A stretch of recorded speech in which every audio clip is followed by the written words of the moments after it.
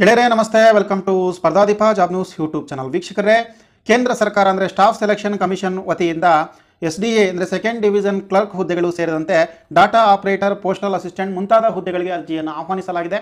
PUCಯನ್ನು ಮುಗಿಸಿರ್ತಕ್ಕಂಥವರು ಈ ಒಂದು ಹುದ್ದೆಗಳಿಗೆ ಅರ್ಜಿಯನ್ನು ಸಲ್ಲಿಸಬಹುದು. ಆ ಮಾಹಿತಿಯನ್ನು ನಾನು ಸಂಪೂರ್ಣವಾಗಿ ಈ ವಿಡಿಯೋದಲ್ಲಿ ಕೊಡ್ತೀನಿ. ವಿಡಿಯೋವನ್ನು ಸ್ಟಾರ್ಟ್ ಮಾಡೋದಕ್ಕಿಂತ ಮುಂಚೆ ನೀವಿನ್ನೂ ಕೂಡ ನಮ್ಮ ಚಾನಲ್ನ ಸಬ್ಸ್ಕ್ರೈಬ್ ಮಾಡಿಲ್ಲ ಅಂದರೆ ಈ ಕೂಡಲೇ ಸಬ್ಸ್ಕ್ರೈಬ್ ಮಾಡ್ಕೊಳ್ಳಿ ಮತ್ತು ಪಕ್ಕದಲ್ಲಿರುವ ಬೆಲ್ ಐಕಾನ್ ಕ್ಲಿಕ್ ಮಾಡುವ ಮೂಲಕ ಹೊಸ ವಿಡಿಯೋಗಳ ನೋಟಿಫಿಕೇಶನ್ ಪಡೆಯಿರಿ. ಈ ಮಾಹಿತಿ ಅರ್ಥ ಆಗಬೇಕು ಅಂದರೆ ವಿಡಿಯೋವನ್ನು ಸ್ಕಿಪ್ ಮಾಡದೆ ಪೂರ್ತಿಯಾಗಿ ವೀಕ್ಷಣೆ ಮಾಡಿ.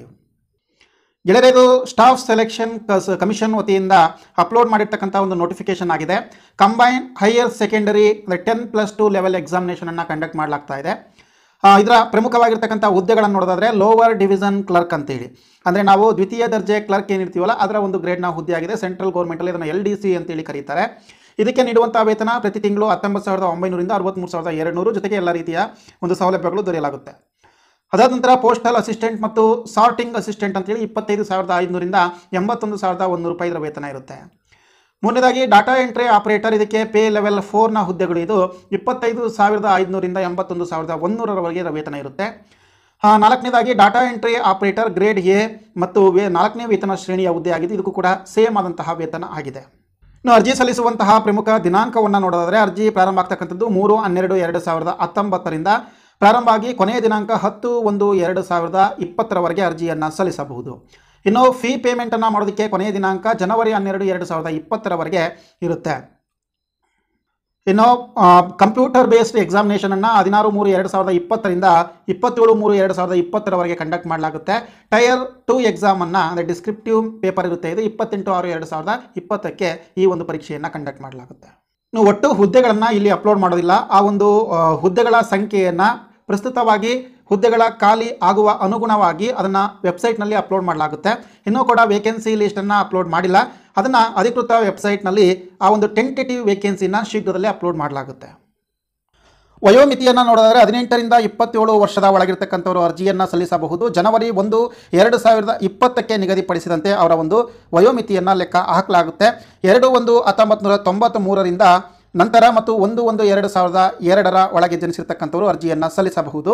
ಆದರೆ SC ಮತ್ತು ST ಅವರಿಗೆ 5 ವರ್ಷ, OBC ಅವರಿಗೆ 3 ವರ್ಷ, ಆಮೇಲೆ ಅಂಗವಿಕಲ ಅನ್ರಿಸರ್ವ್ಡ್ ಆಗಿದ್ದರೆ 10 ವರ್ಷ, OBC ಆಗಿದ್ದರೆ 13 ವರ್ಷ, SC ST ಆಗಿದ್ದರೆ 15 ವರ್ಷ ರಿಯಾಯಿತಿಯನ್ನು ಕೊಡಲಾಗಿರುತ್ತೆ. ಮತ್ತು ಎಕ್ಸ್ ಸರ್ವಿಸ್ ಮ್ಯಾನ್ ಮುಂತಾದವರಿಗೆ ವಯೋಮಿತಿಯಲ್ಲಿ ರಿಯಾಯಿತಿಯನ್ನು ಕೊಟ್ಟಿದ್ದಾರೆ. ಇನ್ನು ಗೆಳೆಯರೇ, ಎಜುಕೇಷನಲ್ ಕ್ವಾಲಿಫಿಕೇಷನ್ ನೋಡೋದಾದರೆ 1/1/2020ಕ್ಕೆ ಕೆಳಕಂಡಿರ್ತಕ್ಕಂಥ ಒಂದು ಎಜುಕೇಷನ್ ಮುಗಿಸಿರಬೇಕು. ಅದು LDC, JSA, ಪೋಸ್ಟಲ್ ಅಸಿಸ್ಟೆಂಟ್ ಅಥವಾ ಸಾರ್ಟಿಂಗ್ ಅಸಿಸ್ಟೆಂಟ್ ಮುಂತಾದ ಹುದ್ದೆಗಳಿಗೆ PUC ಅಥವಾ ತತ್ಸಮಾನ ಅಥವಾ 12ನೇ ತರಗತಿಯನ್ನು ಉತ್ತೀರ್ಣ ಆಗಿರಬೇಕಾಗುತ್ತೆ. Data entry operator grade A ಹುದ್ದೆಗಳಿಗೆ ಅವರಿಗೆ PUC ಸೈನ್ಸು, ಅದರಲ್ಲಿ ಮ್ಯಾಥಮೆಟಿಕ್ಸ್ ಕಂಪಲ್ಸರಿ ಸಬ್ಜೆಕ್ಟ್ ಆಗಿರಬೇಕು. ಸೊ ಸೈನ್ಸ್ ಓದಿರ್ತಕ್ಕಂಥವರು DEO ಅಂದರೆ data entry operator grade A ಹುದ್ದೆಗಳಿಗೆ ಅರ್ಜಿಯನ್ನು ಹಾಕಬಹುದು. ಅರ್ಜಿಯನ್ನು ಸಲ್ಲಿಸ್ತಕ್ಕಂಥವರು ಅದರ ಅಧಿಕೃತ ವೆಬ್ಸೈಟ್ ಆದ ssc.nic.in ಬಳಸಿಕೊಂಡು ನೀವು ಅರ್ಜಿಯನ್ನು ಆನ್ಲೈನ್ ಮುಖಾಂತರವಾಗಿ ಸಲ್ಲಿಸಬಹುದು ಕೊನೆಯ ದಿನಾಂಕದ ಒಳಗೆ. ಅರ್ಜಿ ಶುಲ್ಕವನ್ನು ನೋಡೋದಾದರೆ 100 ರೂಪಾಯಿ ಫೀಸ್ ಇರುತ್ತೆ. ಈ ಒಂದು ಫೀಸನ್ನು ನೀವು ಆನ್ಲೈನ್ ಥ್ರೂ ಪೇ ಮಾಡ್ಬೋದಾಗಿದ್ದು SC, ST ಮತ್ತು ಅಂಗವಿಕಲ ಅಭ್ಯರ್ಥಿಗಳು, ಎಕ್ಸ್ ಸರ್ವಿಸ್ ಮ್ಯಾನ್ ಅಭ್ಯರ್ಥಿಗಳಿಗೆ ಯಾವುದೇ ಅರ್ಜಿ ಶುಲ್ಕವನ್ನು ಕಟ್ಟುವಂಥ ಅವಶ್ಯಕತೆ ಇರೋದಿಲ್ಲ. ಇನ್ನು ಪರೀಕ್ಷಾ ಕೇಂದ್ರವನ್ನು ನೋಡೋದಾದರೆ ದೇಶದಾದ್ಯಂತ ಪರೀಕ್ಷಾ ಕೇಂದ್ರಗಳಿದೆ. ಅದರಲ್ಲಿ ಕರ್ನಾಟಕ, ಕೇರಳ ರೀಜನ್ ಇರತಕ್ಕಂಥ ಒಂದು ಪರೀಕ್ಷಾ ಕೇಂದ್ರಗಳು ಅಂತಂದರೆ ಬೆಳಗಾವಿ, ಬೆಂಗಳೂರು, ಹುಬ್ಬಳ್ಳಿ, ಕಲಬುರಗಿ, ಮಂಗಳೂರು, ಮೈಸೂರು, ಶಿವಮೊಗ್ಗ, ಉಡುಪಿ ಇಷ್ಟು ಕರ್ನಾಟಕದ ಜಿಲ್ಲೆಗಳಲ್ಲಿ ನೀವು ಪರೀಕ್ಷೆಯನ್ನು ಬರೆಯಬಹುದಾಗಿದೆ. ಗೆಳೆಯರೆ, ಪರೀಕ್ಷಾ ವಿಧಾನವನ್ನು ನೋಡಿದ್ರೆ ಮೊದಲದಾಗಿ ಟೈರ್ 1 ಎಕ್ಸಾಮ್, ಅದು ಕಂಪ್ಯೂಟರ್ ಬೇಸ್ಡ್ ಎಕ್ಸಾಮ್ ಇರುತ್ತೆ. ಟೈರ್ 2 ಪೇಪರ್ ಇರುತ್ತೆ, ಅದು ಡಿಸ್ಕ್ರಿಪ್ಟಿವ್ ಪೇಪರ್ ಇರುತ್ತೆ. ಟೈರ್ 3 ಪೇಪರ್ ಅದು ಸ್ಕಿಲ್ ಟೆಸ್ಟ್ ಅಥವಾ ಟೈಪಿಂಗ್ ಟೆಸ್ಟ್ ಪೇಪರ್ ಆಗಿರುತ್ತೆ. ಟೈರ್ 1ಗೆ ಇರತಕ್ಕಂಥ ಒಂದು ಸಿಲೆಬಸ್ಸನ್ನು ನೋಡೋದಾದರೆ ಇಂಗ್ಲೀಷ್ ನಾಲೆಜ್ 50 ಅಂಕಗಳಿಗೆ ಇರ್ತಕ್ಕಂತಹದ್ದು, ನಂತರ ಜನರಲ್ ಇಂಟೆಲಿಜೆನ್ಸ್ 50 ಅಂಕಗಳು, ಕ್ವಾಂಟಿಟೇಟಿವ್ ಆಪ್ಟಿಟ್ಯೂಡ್ಗೆ 50 ಅಂಕಗಳು, ಜನರಲ್ ಅವೇರ್ನೆಸ್ಗೆ 50 ಅಂಕಗಳ ಪತ್ರಿಕೆ ಇರುತ್ತೆ. ಗೆಳೆಯರೆ, ಟೈರ್ 1 ಎಕ್ಸಾಮ್ ಇರ್ಬೋದು ಅಥವಾ ಟೈರ್ 2, ಟೈರ್ 3 ಎಲ್ಲ ಎಕ್ಸಾಮ್ ಕೂಡ ಇಂಗ್ಲೀಷ್ ಮತ್ತು ಹಿಂದಿಯಲ್ಲಿಯೇ ಪ್ರಶ್ನೆಗಳನ್ನು ಕೇಳಲಾಗುತ್ತೆ.